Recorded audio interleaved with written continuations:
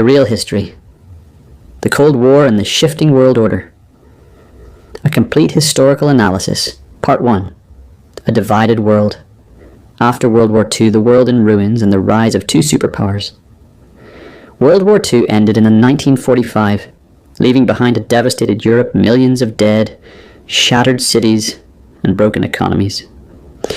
In the aftermath, two nations emerged as global superpowers: the United States of America, representing democracy and capitalism, and the Soviet Union, standing for communism and state control.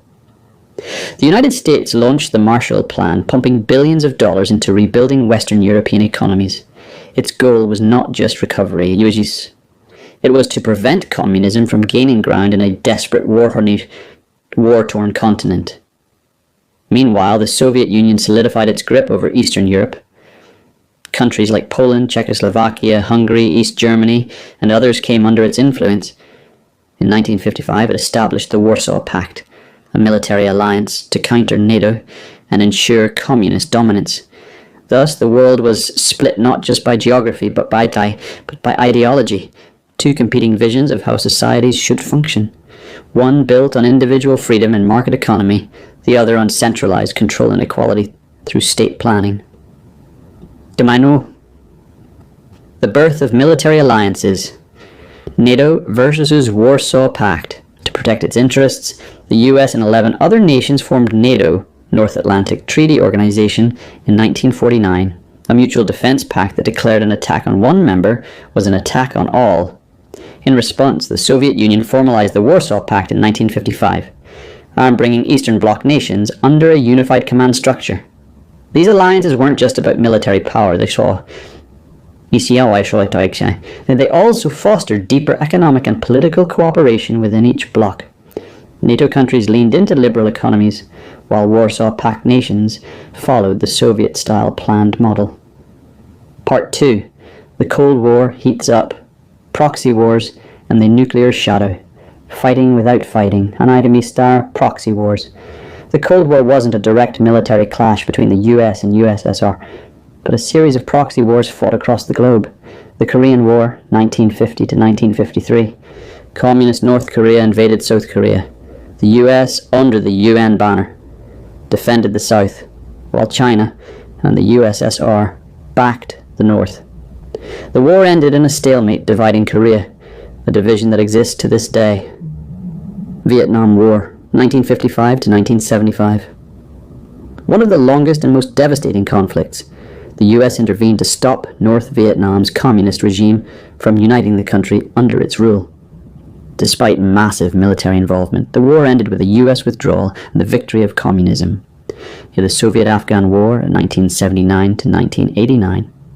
The Soviet Union invaded Afghanistan to support a communist government. The US responded by funding and arming the Mujahideen, local fighters who resisted Soviet occupation.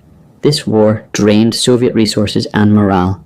Each of these conflicts kept Cold War tensions alive, but also brought unimaginable suffering to local populations. The nuclear arms race and the doctrine of mutually assured destruction, mad. By the late 1940s, both the US and USSR had developed nuclear weapons. The horrifying destruction of Hiroshima and Nagasaki had ushered in the atomic age. What followed was an arms race like no other in human history. Both sides stockpiled thousands of nuclear warheads. Bombers, submarines, and intercontinental ballistic missiles ICBMs were developed to ensure second strike capability. The doctrine of mutually assured destruction, MAD, ensured that if one superpower launched a nuclear attack, the other would retaliate, destroying both. The world lived under constant threat of total annihilation. One wrong move, one misunderstanding could have led to the end of civilization. The Cuban Missile Crisis. The closest we came to nuclear war. In 1962, US spy planes discovered Soviet nuclear missiles in Cuba, just 90 miles from Florida. For 13 tense days, the world held its breath as both sides prepared for war. Ultimately, diplomacy prevailed. The Soviets agreed to remove their missiles from Cuba, and the US secretly agreed to remove its missiles from Turkey. It was a chilling reminder.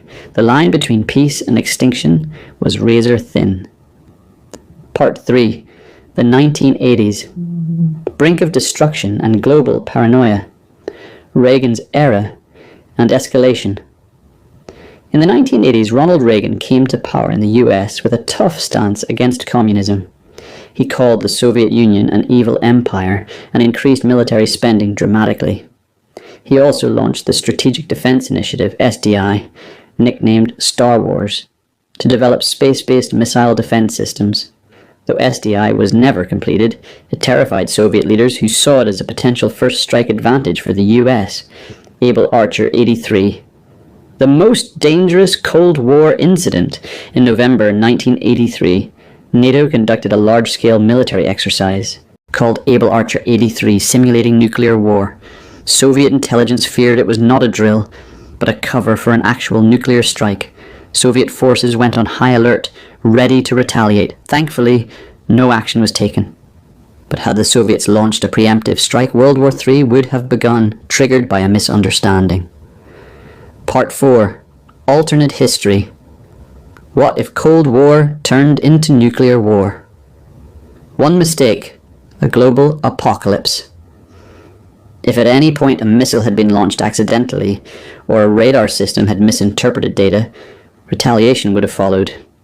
During Able Archer, a single Soviet decision could have meant nuclear strikes across Europe and America. A skirmish in Berlin or Korea could have escalated into total war.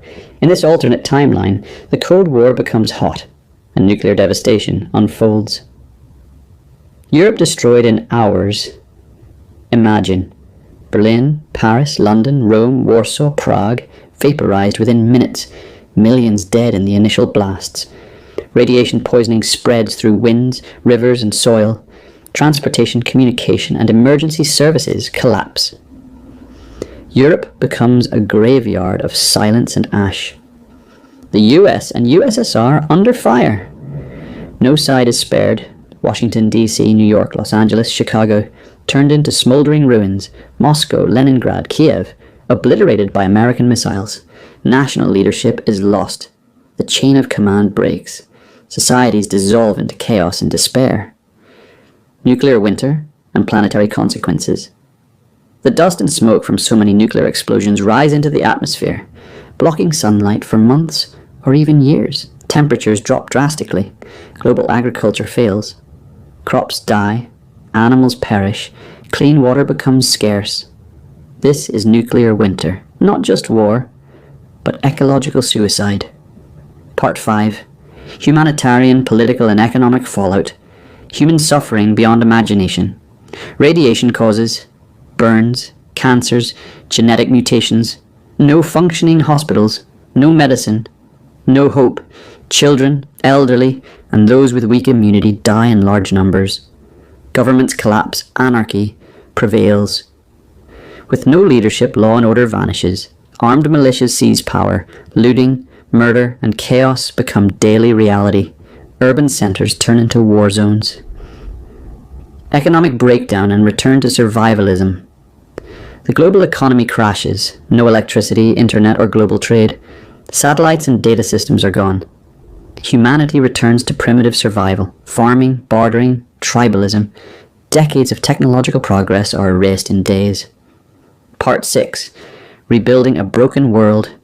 Survivors and the birth of new societies. Far from ground zero, some communities survive in isolated villages, underground shelters, or rural regions. They begin rebuilding slowly. New local governments form. Focus is on cooperation, peace, and resilience. A new world order begins, built from the ashes of the old. Global awakening and disarmament. The horror of nuclear war triggers a global awakening, stronger enforcement of treaties like the Nuclear Non-Proliferation Treaty, NPT. Education focuses on peace, diplomacy, and climate consciousness. Nations prioritize humanity over ideology. Environmental repair and scientific challenges. Radiation zones are studied for generations. Scientists work to heal poisoned land and water.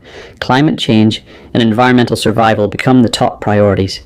Ecosystems begin to recover slowly, if humanity gives them the chance.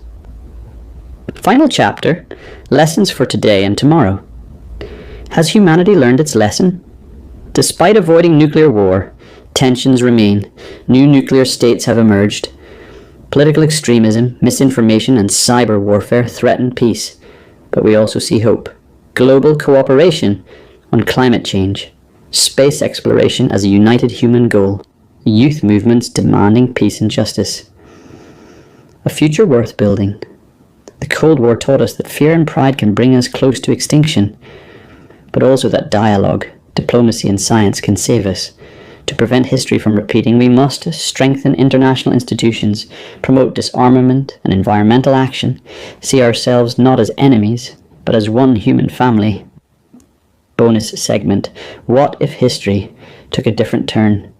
What if the Soviet Union had landed on the moon first? Would global admiration shift to communism? What if the Berlin Wall had never fallen? Would Germany still be divided? Would Cold War still continue? What if nuclear weapons had never been invented? Would wars be more frequent or less deadly?